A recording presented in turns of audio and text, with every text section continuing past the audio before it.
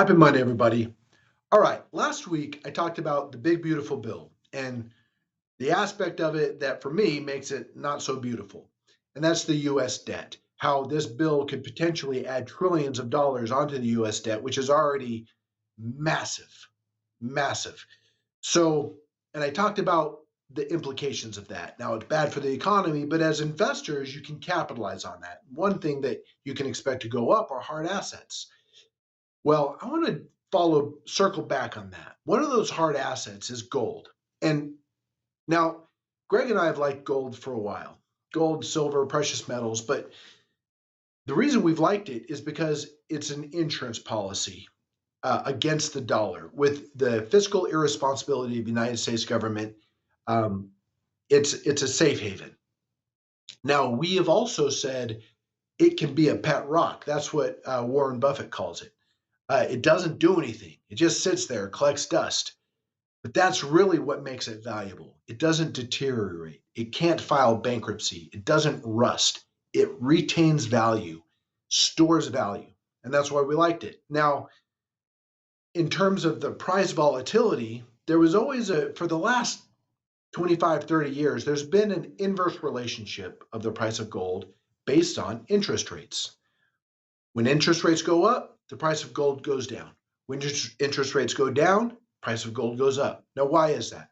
Well, as interest rates go up, if you had extra money and bought a US Treasury, you're earning interest. If you buy gold, you're not earning any interest. It doesn't pay you anything. So there's an opportunity cost there. Now, if interest rates go down, what good is US Treasury that gold can't offer? But actually, gold can actually be better if interest rates are going down, because if they're going down, it's probably because of inflation.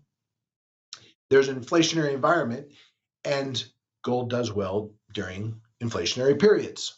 Now, over the last few years, though, that inverse relationship between interest rates and gold has started to deteriorate because interest rates now are really high, the highest they've been in decades, and yet gold continues to hit new price points. Why is that? Well, we can look back on the last few years. That breakup between interest rates and gold started in 2022. So let's look back. What happened in 2022? Well, Russia invaded Ukraine. Geopolitical tension. When that happened, the US under the Biden administration said, no, no, Russia, you do that, we're going to freeze your US assets. Now, Russia owned a lot of US treasuries. They have excess currency, excess wealth.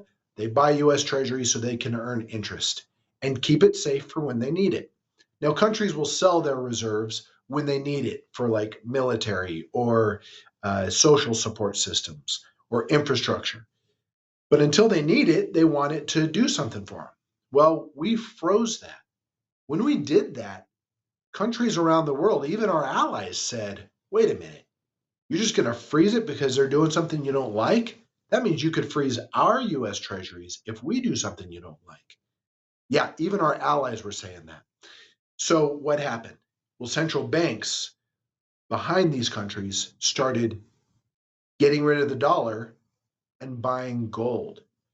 That purchasing has been what's been driving up the price of gold, not individual investors. It's been central banks. Now, central banks are borrowers, right? They're lenders, and the U.S. is a borrower. So these other central banks around the world, they're lending money to the U.S. And if you've ever gone to a bank, there's 5 C's of credit. The bank looks at your character, your capital, your collateralization, the conditions that you're investing in. There's one more C, I can't remember what it is, but really, it doesn't matter what it is because the most important thing that banks look at is your character.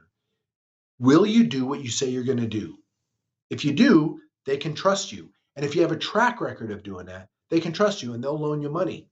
If you've been in a tough spot and you still pay off your debts, that means that the banks say, all right, they're probably going to do that in the future. The same thing is happening here globally. When the US said, no, we're not going to pay back those debts to Russia because we think they're bad. Well, that may be true, but there's other lenders around the world and they don't want that to be true for them. And so it comes down to trust. Now, Here's the good news as investors is that it's been the central banks that have been investing in gold. Actually, I'm sorry, they're not really investing in it. They're storing their wealth in gold, which has been pushing the price of gold up because of that demand. Here's the other good thing. It hasn't been going to individual investors.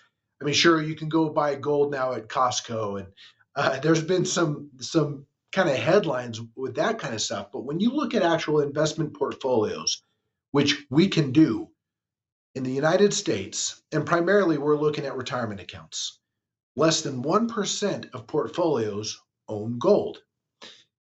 That's good news for us. Why? Because it's the central banks that have been pushing the price up, and they're not looking for an exit point. So the price can continue to go up and they'll still keep buying.